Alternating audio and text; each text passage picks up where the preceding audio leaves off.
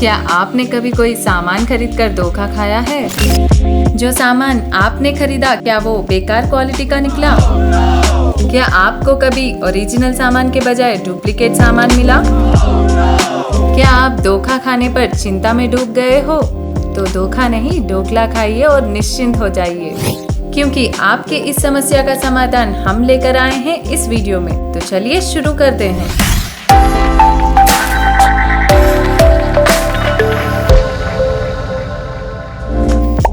सभी को प्यार भरा नमस्कार। आकाशवाणी टीवी में आपका स्वागत है। दोस्तों, हम काफी मेहनत से पैसे कमाते हैं और उससे पसंदीदा चीज खरीदते हैं, पर जब हमें पता चले कि जो हमने खरीदा है वह डैमेज निकला या तो फिर उसकी क्वालिटी ठीक नहीं है, तो हम क्या करेंगे?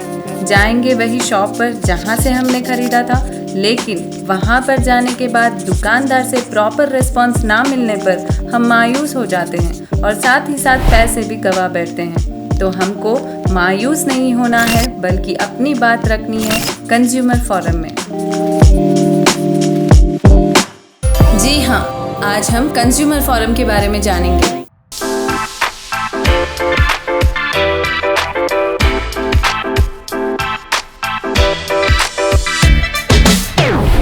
ग्राहक का कोई भी विवाद, समस्या या चिंता से संबंधित शिकायत को सुलझाने के लिए अपने भारत देश में प्रत्येक न्याय व्यवस्था का आयोजन ही कंज्यूमर फोरम है। उदाहरण के लिए आपने एक टीवी खरीदा जिसकी वारंटी 2 साल की है, पर 4 महीने में ही टीवी खराब हो गई है। तब आप सर्विस सेंटर को कॉल लगाने पर टेक्नीशियन आपके घर पर आता है, टीवी चेक करने के बाद में बोलता है कि इसमें कोई पार्ट रिप्लेस करना है, जिसके लिए आपको पैसे देने होंगे।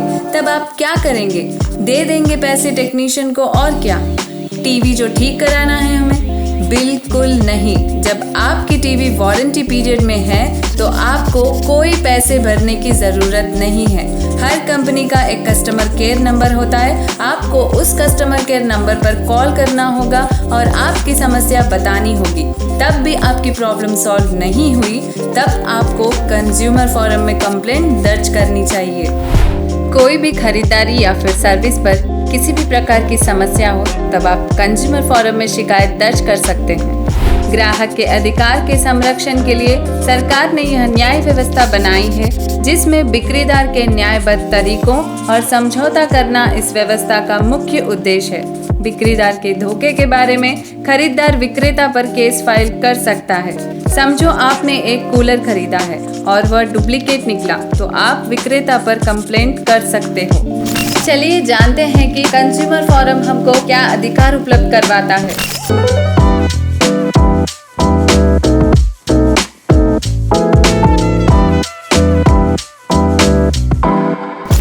राइट टू सेफ्टी यानी सुरक्षा का अधिकार।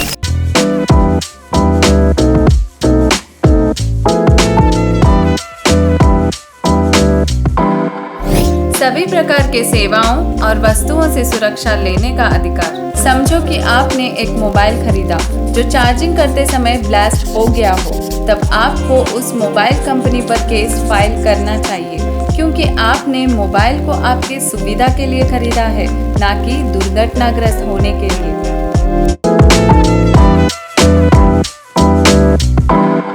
राइट टू इंफॉर्मेशन यानी सूचना का अधिकार। यह अधिकार हमें सभी वस्तुओं की क्वालिटी और उसके काम करने के तरीकों की पूरी जानकारी देने में लाभदायक है। अगर आप कोई शोरूम जाते हो, वहां आपको कई प्रकार के वॉशिंग मशीन या फिर कोई भी इलेक्ट्रॉनिक डिवाइसेस देखने को मिलेगी। वहां 1 या 2 वस्तुओं को देखकर हिचकिचाकर जबरन कोई सामान खरीदने की आवश्यकता नहीं है। आपको पूरा अधिकार है कोई भी वस्तु को खरीदने से पहले उसकी पूरी जानकारी लेने का।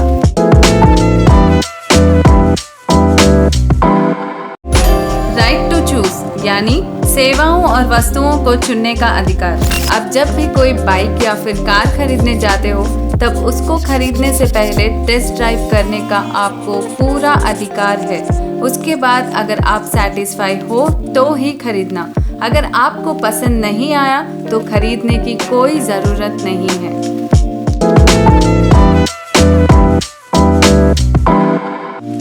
राइट टू रिएड्रेसल यानी परिष्कार का अधिकार, उपभोक्ता अधिकार के उल्लंघन के मामले में परिहार लेने का अधिकार। अगर आपने आपके व्हीकल का इंश्योरेंस करवाया हो और अकस्मात उस व्हीकल के साथ कोई दुर्घटना हो गई है, तब इंश्योरेंस वालों को इंश्योरेंस के पैसे आपको देने होंगे। अगर बिना कारणवश ऐसा नहीं हुआ, तब आप इसके परिहार के लिए कंज्यूमर फोरम में कंप्लेंट कर सकते हैं। अपने देश में कंज्यूमर कोड की सूची कुछ इस प्रकार है।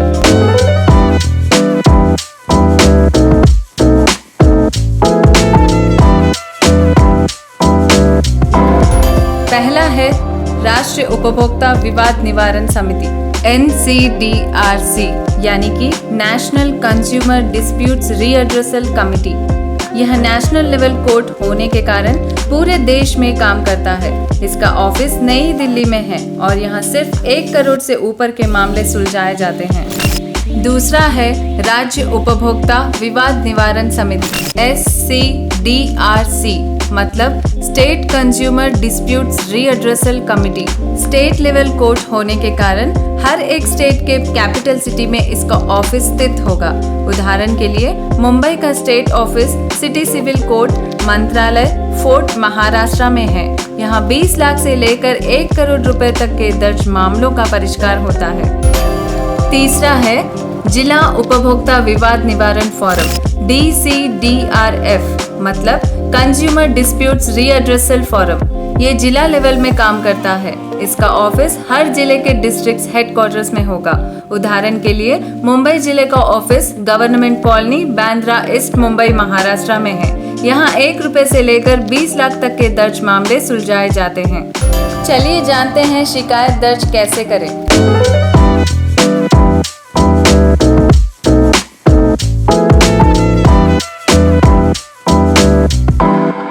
शिकायत दर्ज करने के 2 तरीके हैं, एक तो ऑनलाइन और दूसरा है ऑफलाइन। अगर आपको ऑनलाइन शिकायत दर्ज करना है तो ऊपर दिए गए आई बटन को क्लिक कीजिए। वहां आपको ऑनलाइन शिकायत की पूरी जानकारी मिल जाएगी। ऑफलाइन शिकायत दर्ज करने के लिए कंज्यूमर न्यायालय को संपर्क करना बहुत ही आसान है। पहले हमको कंज्यूमर प्रोटेक्शन एक्ट 1986 कॉपी को खरीदना होगा। इस एक्ट के सभी नियमों निर्देशों के अनुसार उनके दिशा निर्देशों का पालन करते हुए शिकायत दर्ज करना होगा। ध्यान दीजिए, आप जो भी कंप्लेंट कर रहे हो वह स्पष्ट और पुख्ता सबूत के साथ होने चाहिए। उदाहरण के तौर पर जब आप कोई भी सामान खरीदते हो, उसका बिल या तो फिर कैश मेमो बहुत ज़रूरी होता है। आप जो भी कंप्लेंट कर रहे हो तो आपको सबूत के तौर पर बिल या तो कैश मेमो के ज़ेरॉक्स कॉपी को सबमिट करना ज़रूरी है और वकालतनामा पर आपके सिग्नेचर होने चाहिए। इससे आपके तरफा लॉयर को आपका केस लड़ने का पूरा अधिकार मिलता है। आपकी शिकायत नेशनल, स्टेट या फिर डिस्ट्रिक्ट कोई भी लेवल की हो, वहां उस कोर्ट जाकर शिकायत दर्ज करनी होगी। ये तो हुआ शिकायत दर्ज करने का तरीका। पर क्या आपको पता है कंज्यूमर फोरम का जन्म कब हुआ था? तो चलिए कुछ इसके बारे में भी जान लेते हैं। अनैतिक और अन्याय स्वरूप वाणिज्यिक तरीकों का विरोध करते हुए उपभोक्ता आंदोलन का जन्म हुआ था 1960 में।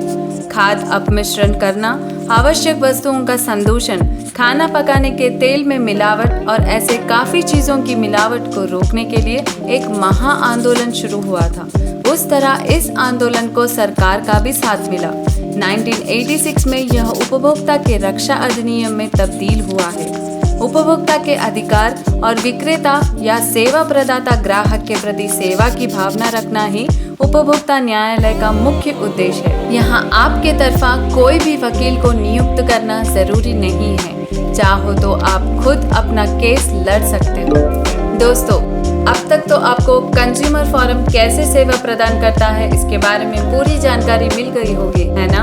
अगर ये वीडियो आपको इन्फॉर्मेटिव लगी तो आकाशवाणी टीवी को सब्सक्राइब करना मत भूलिए। लाइक और शेयर जरूर करना और ऐसे इंटरेस्टिंग वीडियोस को सबसे पहले देखने के लिए बेल आइकॉन को एक्टिवेट कर लीजिएगा। तो अब से बिक्रीदार के धोखे का डट कर सामना कीजिए कंज्यूमर फोरम की मदद से। हमारी आकाशवाणी टीम की यही आशा रहेगी कि कानून के दिए हुए इस अधिकार का सही उपयोग करेंगे। परिवार के साथ घर पर ही आराम से रहिए। बाहर जाओ तो मास्क पहनना मत भूलना और फिजिकल डिस्टेंस को जरूर फॉलो करना। Wash and sanitise your hands and be safe. तो मिलते हैं अगले वीडियो में, तब तक के लिए नमस्कार।